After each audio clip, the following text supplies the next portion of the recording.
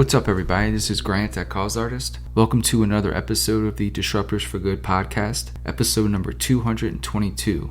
Today, we're chatting with Justin Barad, founder and CEO of Osso VR, about revolutionizing healthcare training through virtual reality. Justin shares his incredible journey from inspiring video game developer to innovator in the healthcare space, blending VR technology with medical training to address critical gaps in the healthcare system. The conversation dives into how Osso VR is transforming the way healthcare professionals learn, practice, and assess complex procedures, offering a safer, more efficient approach to training at scale. Amazing conversation with Justin. I hope you enjoy it. We'll talk soon. Thanks. Well, thank you so much, Justin, for joining me today. Super excited to talk about Osso VR, sort of the mission and vision, what's been accomplished so far with the platform and the product, the impacts sort of it's had on people's lives and what it will have on people's lives. But before we sort of get into everything going on now, talk a little bit about maybe your journey, your career path, and maybe the aha moment when you decided to say, hey, let's start this thing. Yeah, I mean, how much time do you have? we got as much time as you want. Yeah, so, when I was growing up in LA, like we were talking about, I really wanted to be a video game developer. I was very passionate about games, and I was really curious how they were made, and I wanted to kind of make them myself. So I taught myself to program. Obviously, I played a lot of games, had the opportunity to intern at Activision, which was really cool, and actually have a game credit with them. And then, as a lot of people do, just had a family medical issue that was somewhat serious at the time, but fine now. But it was a wake-up call for me. And I just honestly woke up one day and I wondered if there was a way to use a lot of the passion and skills I developed in the game world, but apply it to healthcare. So I didn't really know exactly how to do that. I was kind of trying some different stuff, some research, and then I found this major biomedical engineering, which is kind of using technology and engineering principles to solve healthcare problems. So I studied that in college at UC Berkeley, go Bears. And in my mind, I really wanted to invent or create new healthcare technology, but I didn't really know how. And so as I was finishing up college, I started interviewing for some jobs, and none of them really seemed like creating tech or being innovative. You're like standing at a conveyor belt. So kind of asking around for advice. And I was talking to a gastroenterologist, and he told me something that really kind of changed the trajectory of my life. And he said, Justin, if you want to invent something, you really need to understand the problem you're trying to solve first. Mm-hmm. And he thought that a great way to understand medical problems was to be a doctor. So when he told me that, I told him that he was insane and absolutely not. I was sick of school. I didn't want to do that. And then he just sort of repeated himself. And I guess I was easily influenced at the time. And I was like, okay. So I worked for him for a year, and he helped me get into medical school. And I got into UCLA, and that's where I fell in love with orthopedics. I think it's a magical specialty.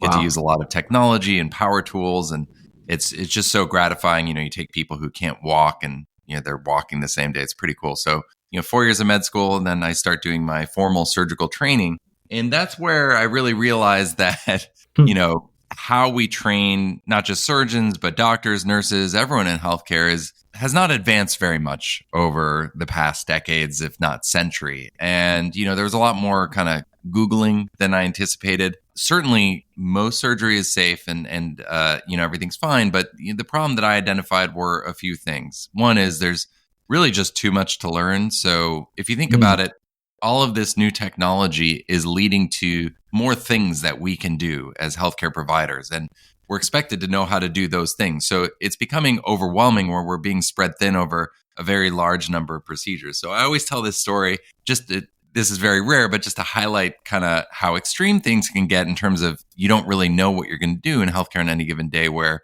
I was just eating lunch, minding my own business, where we get a page and it's the Los Angeles Zoo, and there's a gorilla that's been injured and needed us to drive down and do surgery. And none of us were prepared to operate on a gorilla, but we did it, and it turned out fine. And it was a crazy story and experience, but it was such a great kind of analogy or metaphor of what we deal with in healthcare, which is a gorilla-like situation almost every day, something you've never seen before, something new, and you don't really have a lot of time to prepare for those things.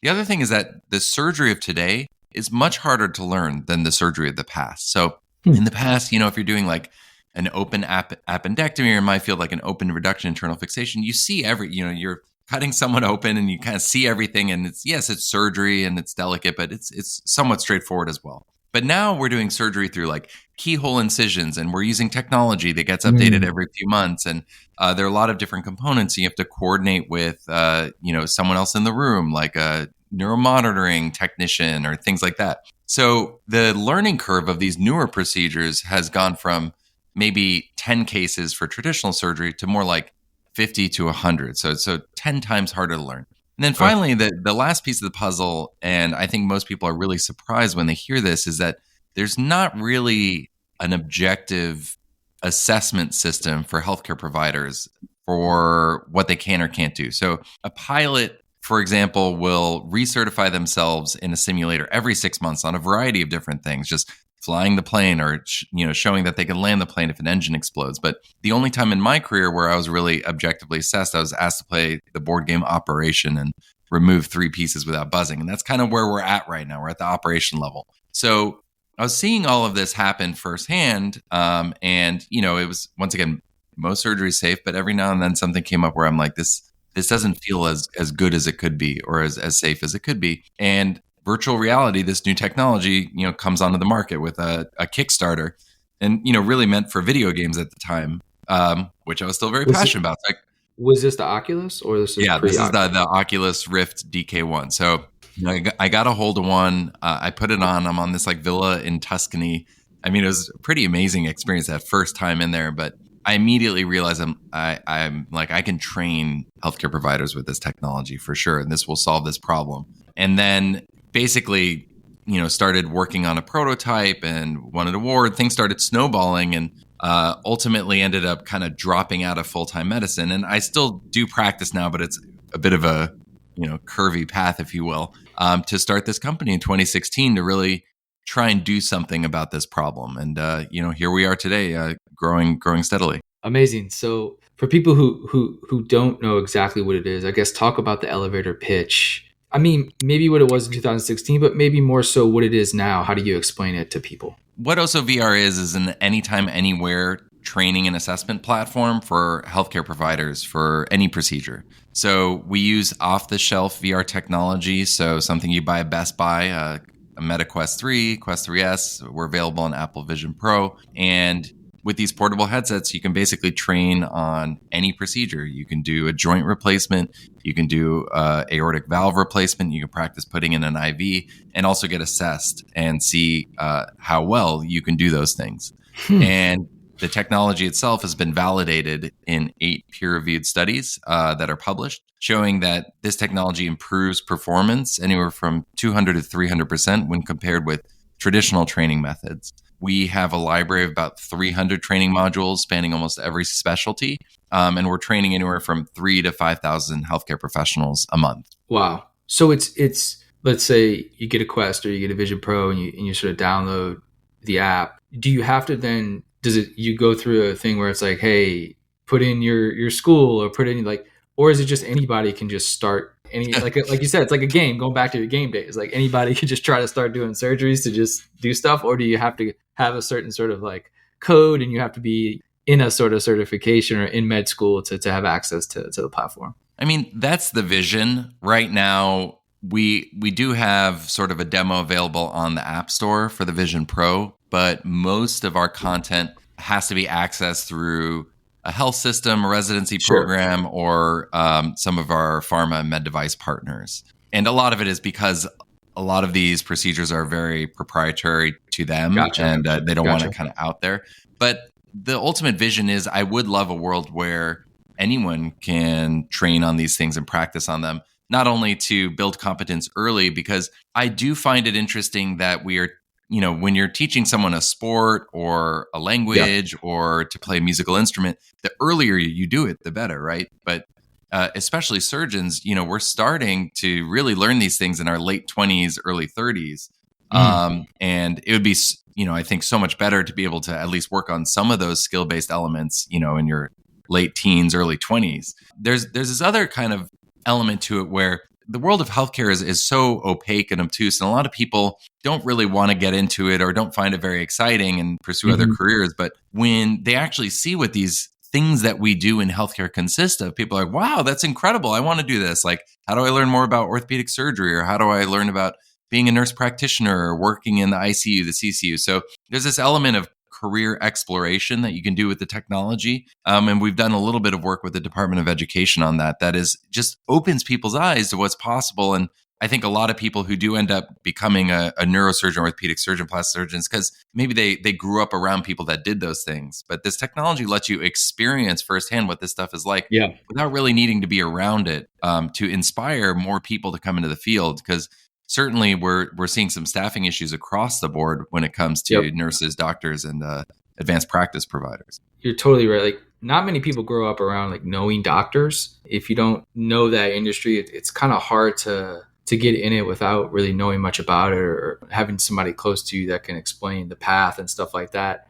But the gamification of it, not necessarily the gamification, but a new way for people to interact with healthcare, right? I'm thinking, high school science classes, you sort of, you dissect a frog or you play with some type of things that like make a boom or something like that. Like you said, it's kind of been that for, 50, 100 years, right? But I can see a world where, you walk into a classroom and the classroom is on a, you put it on your Meta Quest and you're operating virtually on things. I think that also definitely invigorates and inspires people to get into healthcare at a way younger age to understand what's possible. That to me alone is amazing. So talk about like, I guess, getting this infused into systems. Obviously, medical schools, practitioners' offices, like these are sort of obvious areas. What about schools and universities? Has that been discussed? Have you had conversations with those people across those spectrums? Yeah, I mean, we have something called Osso Academy, which is sort of a VR residency program, basically. Right now, it's mainly in orthopedics.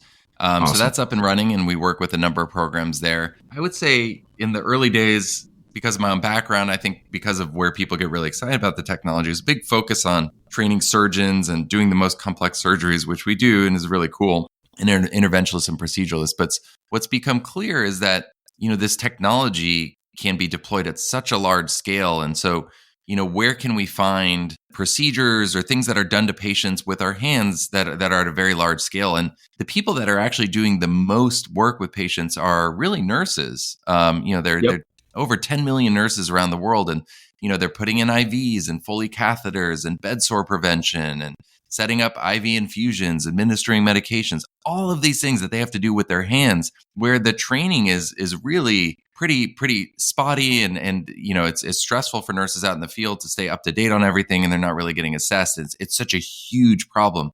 And so that's an area where we're really excited about being able to meet the promise of the scale of VR training and assessment, because it's, once again, these headsets are like $300 now. You could get them anywhere at Best Buy. They're lighter, smaller, cheaper than a textbook. And you can, in a few minutes, teach yourself something new, refresh yourself, check to make sure that you're still competent and proficient in something that maybe you haven't done in, 5 years, 10 years. Yeah, I remember there was, this is more on the surgeon side, but when I was in fellowship, patient came in with this really adult fracture. I did fellowship in pediatric orthopedic. So patient came in with an open femur fracture. And when we say open fracture, it's like compound fracture, like sticking out of the skin. You could see it. Yeah. It's really gross, but I think exciting for orthopedic surgeons. I was working with a surgeon there who used to working on much smaller bones. And she was like, I wish there was a way, like this surgery is going in 30 minutes. I wish there was a way I could do this and practice, because it's been like, almost 10 years since I've done one. And so there's so many of these situations. Once again, there's so many things that we need to know how to do, that just being able to like run through it a couple of times and refresh yourself would be so helpful. And once again, most healthcare is safe, but if I'm in the hospital or my family's in the hospital, a friend or even a stranger, I don't want them thinking about, or even like just not realizing that it's like, okay, someone's walking in the room that hasn't done this in 5 to 10 years. It's not great, right? But like, how much comfort would they have knowing, they haven't done it in 5 to 10 years, but they just did it like 5 times in VR. They got the green light and they're like perfectly safe to do this procedure on you, and they're going to be very efficient, and they're not going to be like bumbling around. Yeah, no, I'm thinking of just all the applications as far as different verticals, like veterinarians. Obviously, there's, kids who want to be veterinarians in high school and college, and then obviously veterinary school and things like that. So that's an application too. Also, like, interesting. That is a space we are in. So we have some canine surgery on the platform. We are a company of animal lovers, and that's been incredible to contribute to that field. And vets, they have to even like, at least I'm operating on the same species every day. It's actually is pretty challenging, like, having to jump between cats and dogs and God knows what other animals they're operating on or doing procedures on. So that's a really exciting space for us as well. I'm also thinking as we're talking is sort of disaster relief in a way, and I'll try to navigate this a little bit. But when you when you have sort of like after a hurricane, you have or earthquake, right? You have disaster response, and you have maybe you train sort of CPR and you train sort of sort of simple sort of medical procedures when you're maybe out, but necessarily like when you're in an office building, like practicing these basic procedures, you can't display the environment. So the VR experience could actually give you that ability to like you went back to pilots, right? When you get into that pilot cockpit and test it, like you're actually in the sky, right? You could see mountains. Like there's this virtual experience that you can assess. Where with disaster relief, you're going to have loud sounds. You're going to have people running around. You're going to have a lot of stuff you can't replicate, like just in an office setting in real life. So that could also be one where it's like you're immersed in this environment. It's like, but also you need to do this procedure or this quick thing where all this crazy stuff is going on around you.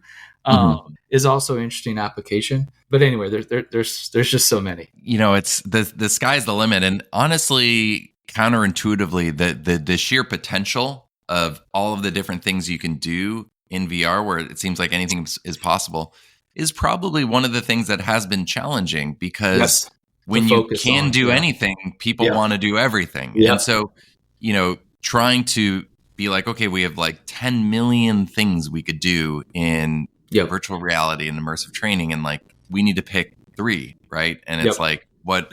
How do we go about doing it? So I think that's been a big learning curve for us and our partners to figure out how to like really distill down, what are you trying to teach people in this medium, where it's like, do we want to focus on having the explosions in the background and the disaster relief, or is it more about like, hey, we need to get the needle in the vein for the IV placement? And it's like really just like it's just that. So that's been a really interesting area of sort of like expectations and the lack of constraint, where when you're developing something on a 2D screen, it's just so much easier. Everyone understands, okay, it's like I have a rectangle, it can only fit this much. You mentioned sort of clinically validated, and there's some validations here. I guess what was that process getting the sort of traditional environment to accept this sort of new, not gamification, but this new way of doing this stuff? Was that process hard to get backing of the traditional hierarchy within the healthcare ecosystem? What was that experience like for you? Scary, hard for sure, because I had really taken a crazy risk trying to do this. And so and especially in those early days, like I had a real like fire under me. I like needed this to be successful, because I didn't want to feel like I had like, thrown my career away, or that all my colleagues were going to think I was a crazy person. So I was really, to me, it was important. Obviously, I wanted to prove that it worked, but I think I wanted to show my colleagues who I knew were going to be skeptical. And, just right off the bat, people were saying, this is video game technology. You can't train surgeons with this, or it's like, it's a toy. And so I wanted to show that this is actually effective technology. And so I went to as many academic medical centers as I could, and I wanted it to be independently validated. So I was like, please just, look at it. And so, I convinced people to do some studies. What I didn't realize, our first study was done at UCLA. So that started. And then as the study was ongoing, I realized, wait, what if it doesn't work? So in my mind, I was just like so convinced it was going to work and be positive results. I never even crossed my mind. I'm like, oh, that would be unbelievably disappointing. And the good news is it did work, and it's worked consistently across studies, which has been so exciting. I think even having the data, it's change in healthcare is really hard. You have a lot of different stakeholders and a lot of like competing interests for how people want things to be done. And there's a lot of tradition. So it's taken a while to sort of educate people. And, there have been a few setbacks where there's a lot of confusion in this space. So Google Cardboard was just like a horrific thing across the board, where everyone's like, oh, I've used VR. I use Google Cardboard. I threw up everywhere. And then, that set us back a couple of years of like being like, look, it's pretty different now. And so stuff like that has been really challenging. But I'll say that at this point, we're not there yet where this is like everyone knows what VR is and it's fully accepted. But generally, if you talk with an orthopedic surgeon, they've done some form of VR training at this point. Like it's pretty out there in that space, at least. And most hospitals have some, if not one, multiple VR programs going at once. Maybe they're training their staff in soft skills and executive presence. Maybe they're doing skill-based training in something like Osso. Maybe they're doing VR with patients. So when they're getting an IV or a cast change, it helps with pain and anxiety relief. In the eye care space, it can diagnose or treat certain eye issues. It's also being used in the rehab space to provide more engaging and trackable physical therapy that can be done remotely. So, most hospitals now have some sort of XR program going, and it's been amazing to see it kind of actually get steam and be a thing now. And Meta initially didn't even have an enterprise division. Now they have a group that just works with business, and training's a big part of that. So it's been amazing. I do think that in the future, you're seeing XR be adopted disproportionately by people in their mid-teens. There's a game called Gorilla Tag that's blowing up, and it's it really is like a universal gaming platform at this point amongst that demographic. And as they move into high school, college, and eventually med school, they're going to be like, where's my XR training? Where's my it's VR be training? Native to them. Yes, yeah. So, we obviously have sort of the digital native generation that's out there and using the tech, but having it's, using a computer in 3D, it is really different. And I think, we're so used to our phones, and, I always tell people there was a time where people had to take classes to learn how to use a computer. And, navigating a computer interface in 3D is, even with the best and most usable interface, for our system, it just takes 30 to 45 seconds to kind of figure it out, if not less. But it's still new. And I think that not having that sort of respect coming into it, I think that's where some of the challenges where people expect to use it like they're going to use their phone, where think about how hard it would be for you to switch from an iOS to Android, right? That's part of why people don't switch. It's little things kind of throw them off. And so just imagine those little things being in 3D and being kind of infinite, right? So that kind of change management and building in all of the UX kind of standards that everyone's used to across the board, that's still happening right now. And it's getting a lot better. And that's why we're seeing broader adoption. Yeah, I guess that kind of goes back to my question, why I kind of led a little bit with sort of that high school demographic, because I think they are used to this ecosystem a little bit more than people getting out of med school right now. Real quickly, the business model, has that changed over time? What is it? I guess what was it initially, and maybe what is it now, and what do you see it being in the future? It's definitely changed, but not in really massive ways. The business is, there are kind of two parts.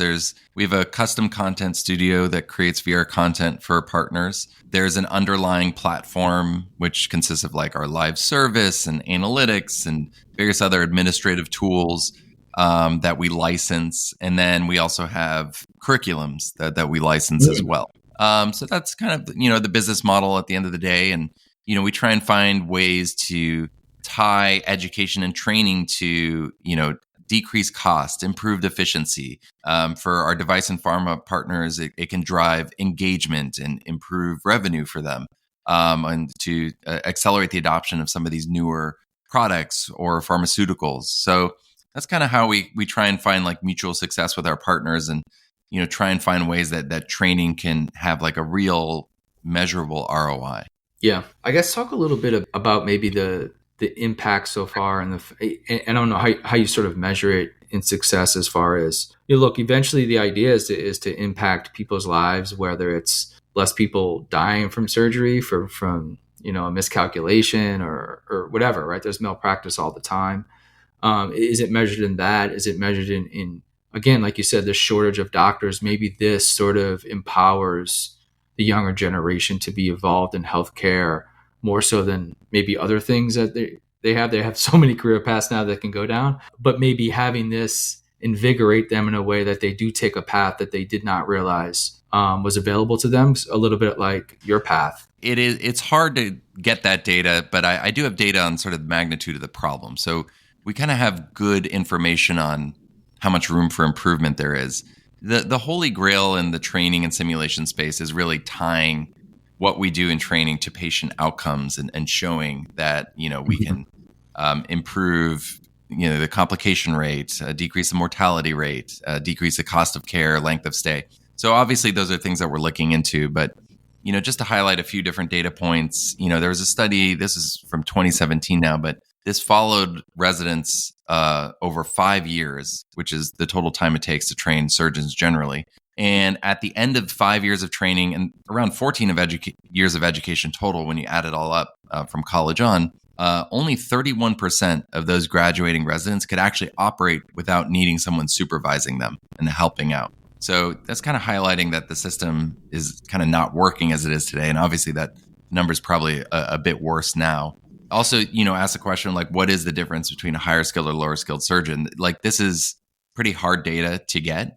But there is a study from the New England Journal of Medicine that looked at bariatric surgery. And what they found is that the lower skilled surgeons had a 5 times higher mortality rate than their higher skilled counterparts. So it can be a pretty big difference. Obviously, it depends on the surgery, and that was a bit of a higher risk category, but it can be pretty eye-popping in terms of the actual effect on patients. And when we're talking about orders of magnitude of like how this is affecting society as a whole, like there are over a million surgeons around the world, over 10 million nurses, there are 300 million procedures performed annually. Every single one of those like being 5 times better, or like our data is showing 200-300% improvement in performance, like that's an improvement in healthcare delivery that's very rarely seen. And so that's like the potential impact of the technology is like completely out of control. But, I think in terms of measuring that impact, we have data where, we can show like, hey, like we're able to, decrease the cost of training by this much, or, improve the speed of onboarding by, 20 to 40%. I would say one other area is with the recent like great resignation and a lot more burn and churn out we're seeing, especially in the nursing space. You're seeing amount of time it takes to onboard a new nurse can be maybe 6 to 9 months before they're actually taking care of patients on their own. At a lot of institutions, the average tenure of a nurse can be 18 months. So this is leading to like a pretty huge problem, a massive cost, and a massive issue for patients because, you're not always getting people that are either experienced or up to speed, or you're always, having new people come in and out. So this is something we're hoping to have a major kind of impact with. Do you, as far as like the development of the platform and the product, is that kind of on your dev team? Are they building out the app? Are you more so dependent on the Meta Quest sort of environment and the SDK kit that they have that allows you to do certain things within the platform? I guess, how do you look at the future of where this goes as far as a product, features? What do you have now versus, hey, maybe what are institutions asking for that's not sort of available yet? Do you see something on the horizon that could be a game changer as like, look, the Quest from 2016 to 2024 there's such a drastic difference happening every 12 months. Yeah, I mean, I think when we hit the Quest 2, I think that's where the technology got to a point where, like, obviously there are going to be incremental improvements, but it passed this kind of threshold where it is more than good enough to do whatever we need it to do. And obviously Quest 3 and Quest 3S are even better. So it's really more about scaling it up now and getting it to everyone. And the most important thing is having the content to train on. I think that's probably like the biggest challenge in this space is, if there are like, hundreds of thousands of different procedures, how are we going to build all of those different procedures and assessment modules? And I think that is that, and just the distribution of content and adoption of like headsets of physical hardware challenging. But the content problem, I think, is probably the biggest bottleneck of like why you're not seeing that's just being used everywhere. Interesting. And that's what our developers are doing. We have a lot of platforms we work on and dependencies, like we work with Unity and obviously we work with Meta, but we are developing tools and AI powered tools as well to accelerate that content creation and almost democratize it in a way to hopefully make it a minimal barrier to entry in this space, so that any healthcare provider anywhere in the world can train on whatever procedure it is they need to train on. I'll end a little bit just on the future. I know, look, your industry is fast paced from a technology standpoint, but Alternatively, it's very slow on the red tape aspect of healthcare. Usually, kind of adopts things slower and just moves slow in general because it's such a huge industry. But over the next like 3 to 5 years, what are some of the goals and successes you and the team would like to achieve? I mean, I think, we want to continue to scale, the amount of content we have, the amount of people we have. I really would love to get one of these studies done where we can show that training in VR, which is like kind of a video game technology at its core, can make people healthier faster, and provide safer procedures and surgery. I mean, how cool would that be? Yep. I think a lot of people have joined Osso, and part of why I'm doing this myself, which has been a crazy journey, is not just, we have incredible things like here and, the so-called developed world and in the US and Western Europe, but, there are areas of even the US or all around the world, low middle income countries where they have really amazing healthcare providers, but they don't have access to the same kind of training that we do here that really would allow patients to get the care that they need. Yeah. And I think that this technology really holds the promise of like where you can bring the very best training and assessment to any corner of the world. And I think that's an area where I'd love to do more to be able to open up access to patients to procedures maybe they didn't previously have access to, or a level of quality that they didn't previously have access to, and safety, so that everybody has a fair shot when it comes to their healthcare, especially as it relates to any kind of procedure or surgery. Amazing, man. How do people, not necessarily people, but maybe if it's physicians or if it's institutions, how do they get involved? What's the sort of first steps of working with Osso? Yeah, I mean, you can go to our website and there's kind of like a form you could fill out. You can add me on LinkedIn. You can email me, justin@ossovr.com. I mean, I'll talk to literally anybody. Or you can even just like, if you haven't tried VR, XR yet, go get a Meta Quest 3 or Quest 3S and just download just some games and try it out and understand like how amazing this technology is. It doesn't it's hard to explain. It's hard to show people a video until you just try it yourself. It's experiential at its core. And I think you have to put on a headset to understand both what is possible today and the promise of tomorrow. Thanks so much, Justin, for joining me. This is incredible conversation, man. Incredible journey you're on. Congrats to you and the team, and best of luck for the next decade to come. Thanks, Grant.